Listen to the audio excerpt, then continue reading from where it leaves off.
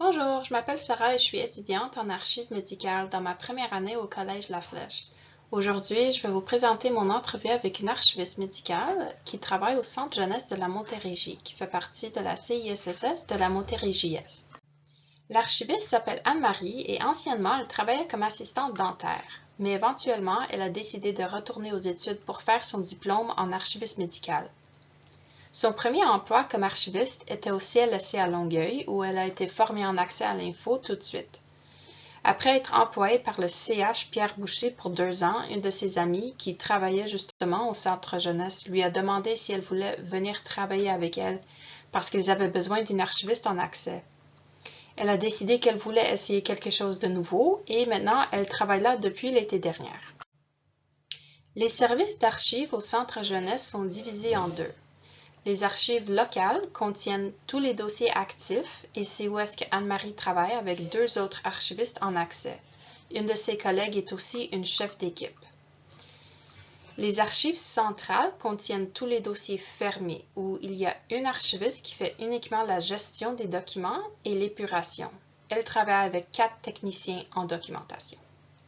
Il y a aussi un gestionnaire, bien sûr, ainsi qu'une spécialiste en procédés administratifs et 2 agentes administratives. En total, aux archives, ce centre jeunesse a 12 employés.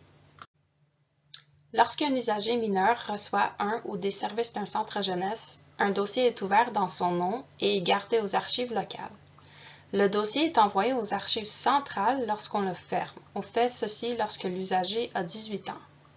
Le dossier est gardé pour 25 ans et si personne fait une demande d'accès dans le dossier après ce temps-là, on numérise le dossier et ensuite on détruit la version papier. Dans les archives locales, on a accès aux dossiers en papier et les versions électroniques. Lorsqu'un intervenant écrit son rapport, il le fait disponible sur un logiciel qui s'appelle Pige. Mais si quelqu'un fait une demande d'une copie du rapport, il faut aller chercher la version papier dans les filières parce que c'est seulement la version papier qui va avoir la signature de l'intervenant, ce qui est très important d'avoir pour les procédés courts.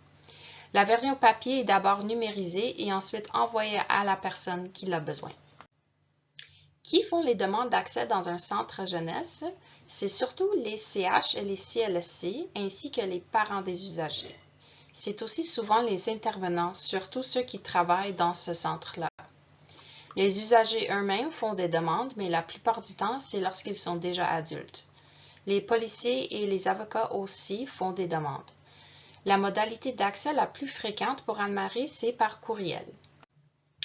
Donc, elle travaille du lundi au vendredi de 8h30 jusqu'à 16h30. Il faut qu'elle travaille au bureau parce que, comme expliqué avant, on travaille beaucoup avec les dossiers en papier qu'avec les dossiers électroniques.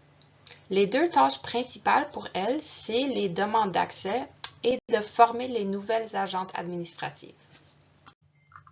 Les demandes d'accès doivent être priorisées selon leur date de cours.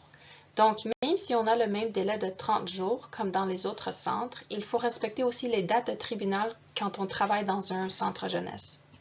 Il se peut aussi qu'un policier fait une demande urgente. Le défi principal pour Anne-Marie et ses collègues, c'est qu'il y a vraiment beaucoup de demandes. Ce centre jeunesse couvre toute la région de la Montérégie, donc vous pouvez imaginer que c'est beaucoup de travail pour seulement 3 archivistes. Et parfois, ça fait difficile de respecter les délais et les dates de tribunal. Il y a aussi les parents des usagers qui ont fait des demandes, qui appellent Anne-Marie à son bureau souvent parce qu'ils sont pressés d'avoir leurs documents. Donc, il faut savoir un peu comment gérer les gens impatients. Dans un centre jeunesse, les dossiers peuvent contenir des histoires un peu tristes ou difficiles à lire, donc il faut prendre une pause parfois après la lecture de certains dossiers.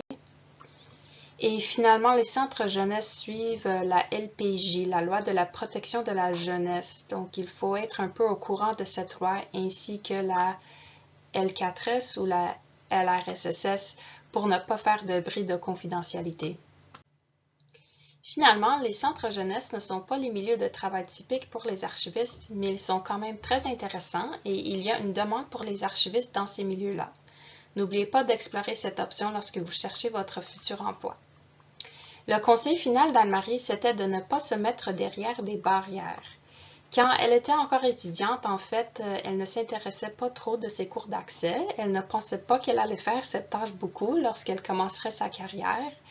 Mais dès qu'elle a eu l'opportunité de l'apprendre, elle a découvert qu'elle avait une vraie passion pour l'accès. Et elle avise maintenant de dire oui aux opportunités de formation, car on ne sait jamais quand on va trouver notre place.